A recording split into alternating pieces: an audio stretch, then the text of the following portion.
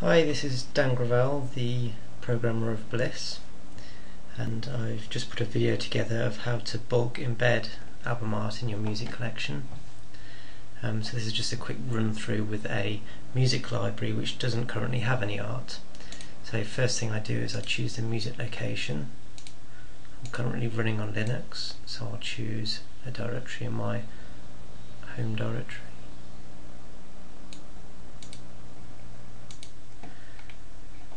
Then I choose a artwork file name. In this case it's not particularly relevant for picking up existing art, but what Bliss will do is save an album art image file called cover.something, say JPEG or BMP, in each album directory.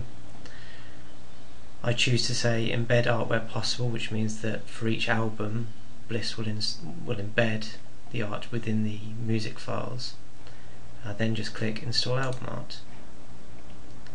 Now Bliss has gone away and has started scanning all of my music library, and it'll be checking each album, and if it's finding that there is no album art for a particular album, it'll download it from the web from a reputable source.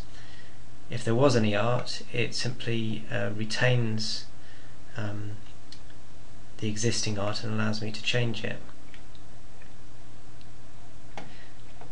Now you can see some of the results are coming back in now. Now this is quite interesting because some of these albums aren't very widely held albums, as it were, and not mainstream releases, and so Bliss can't always be 100% sure that it's found the correct art, and there's nothing worse than an automatic tagger which just tags with incorrect information.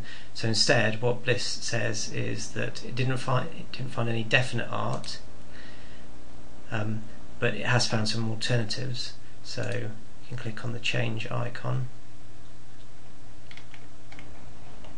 and then choose the cover art, and this then both saves a album art file in the album directory and it embeds it.